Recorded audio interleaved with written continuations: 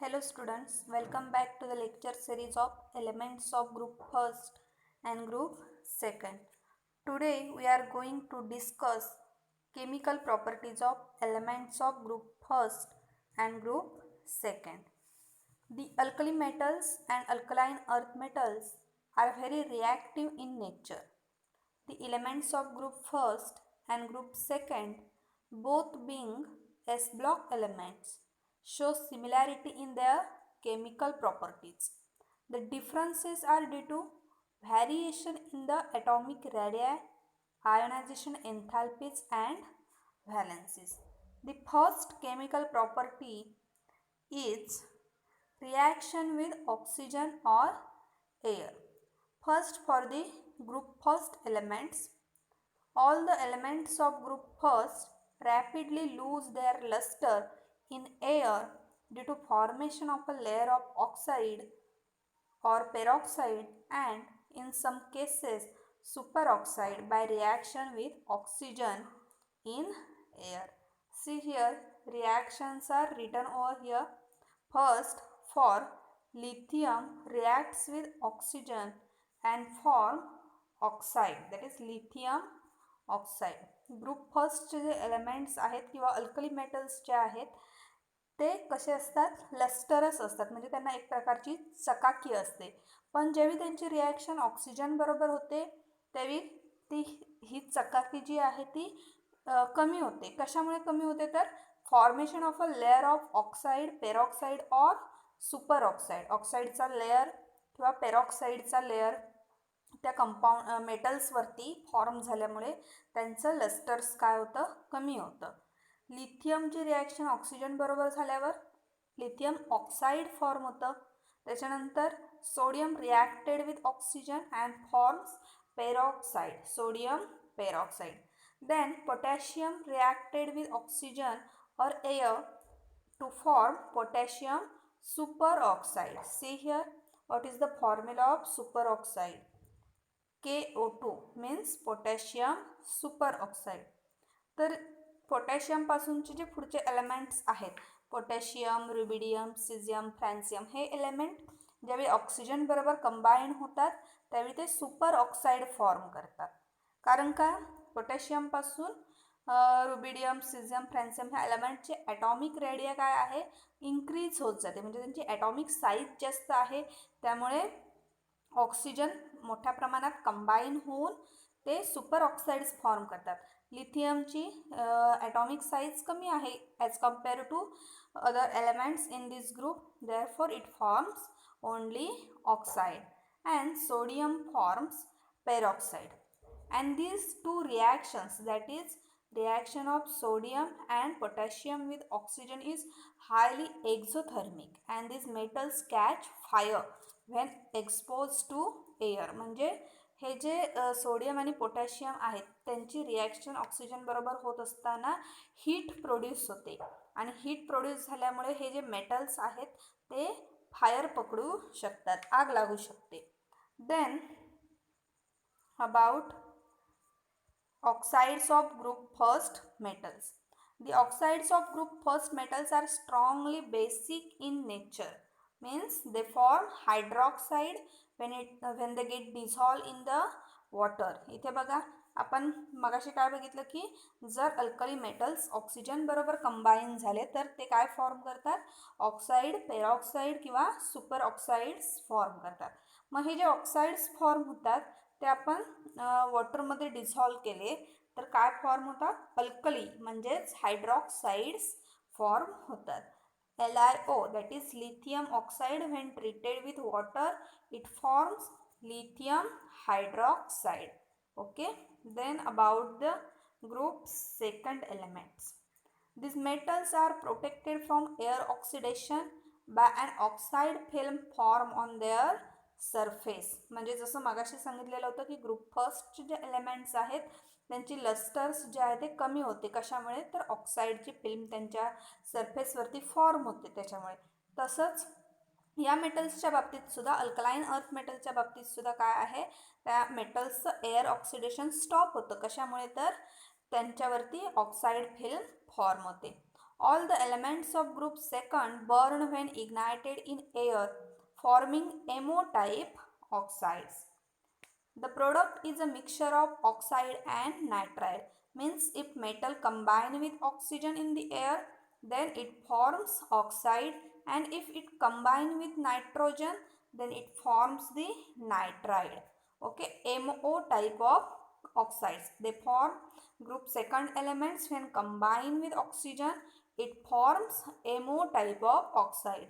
And group first elements when combined with oxygen, they form oxides, peroxides or superoxides.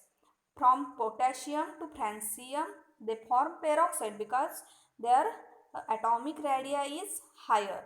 And lithium forms oxide because its atomic size is small. Therefore, it requires oxygen in small amount.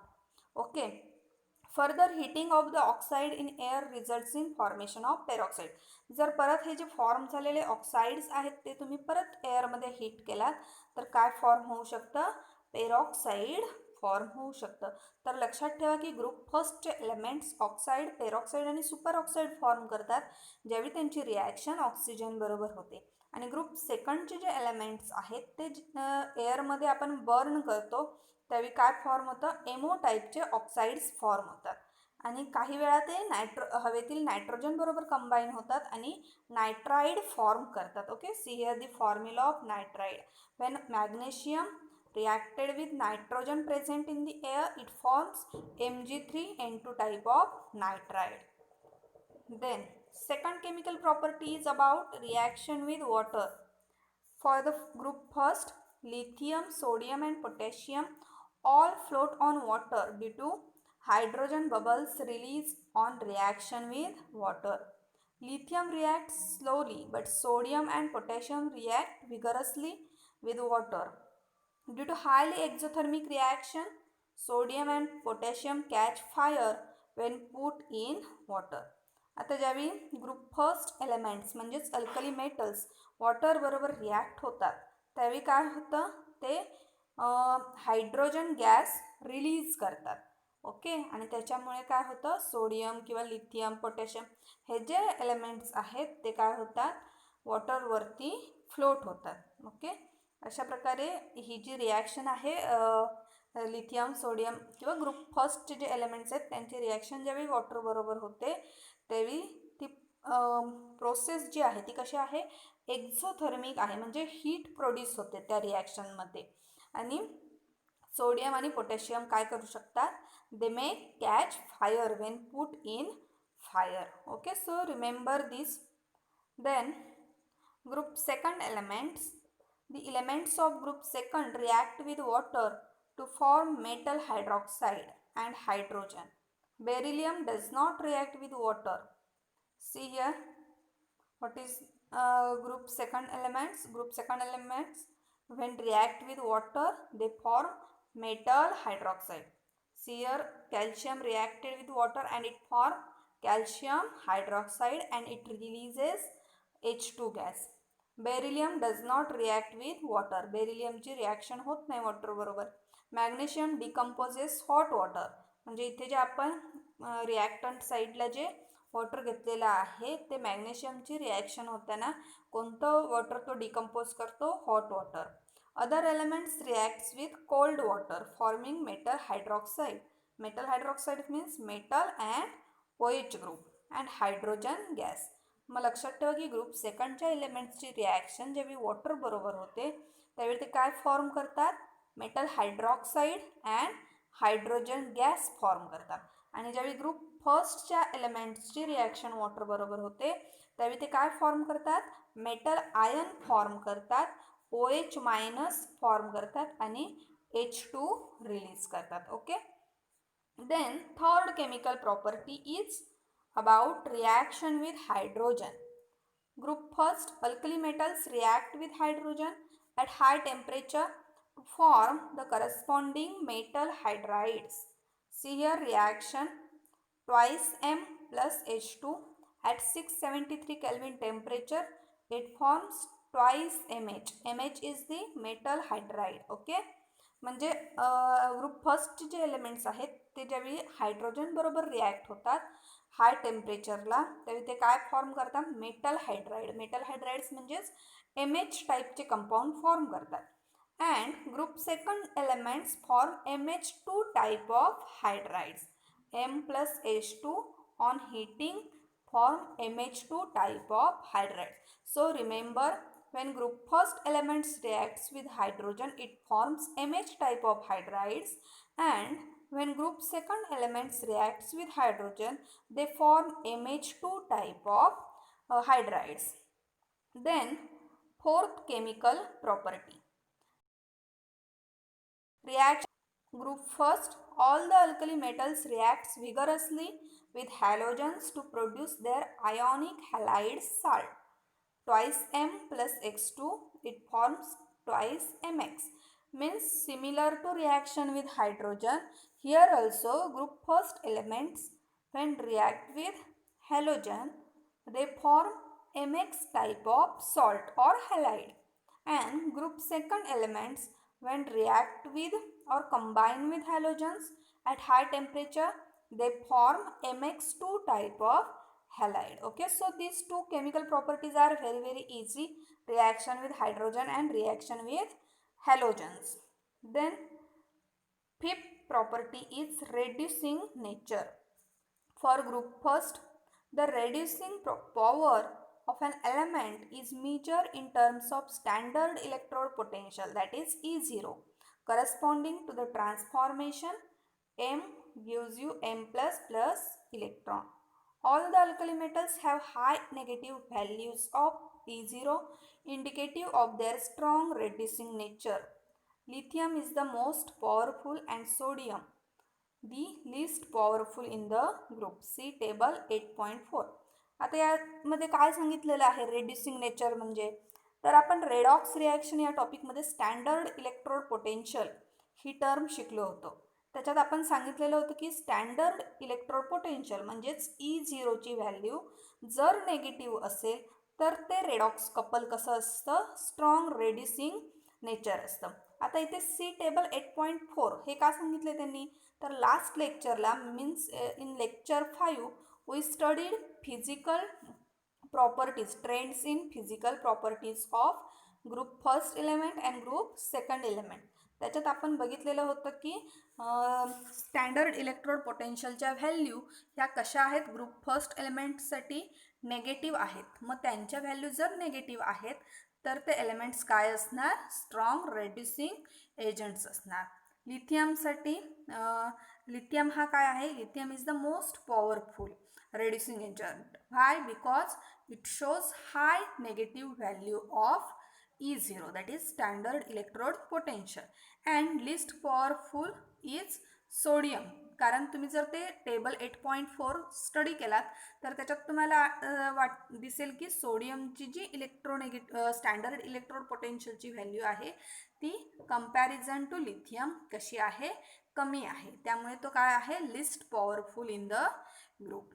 Okay, then reducing nature of group second elements. All the alkaline earth metals have high negative values of standard reduction potential. See table 8.5 and are strong reducing agents. However, their reducing power is less than those of alkali metals. जसं मी alkali मेटल्ससाठी सांगितलेलं होतं तसंच group second एलिमेंटसाठी सुद्धा standard reduction पोटेन्शियलची म्हणजेच E0ची value काय असते, negative असते. म्हणून अल्कलाइन अर्थ मेटल्स सुद्धा स्ट्रॉंग रेड्युसिंग एजंट्स आहेत. However their reducing power is less than those of alkali metals. पण यांची रेड्युसिंग पॉवर ही अल्कली मेटल्सपेक्षा कशी असते, कमी असते. Okay, so this is about reducing nature of group first and group second elements. Then last chemical property is solution in liquid ammonia. For group first, the alkali metals are soluble in liquid ammonia, giving deep blue colored solution which show electrical conductivity. म्हणजे ह्या प्रॉपर्टीचा अर्थ काय आहे की ज्यावेळी आपण alkali metals liquid अमोनियामध्ये deep करतो त्यावेळी जे सोल्युशन फॉर्म होतं ते कोणत्या कलरचं असतं, डीप ब्ल्यू कलरचं असतं.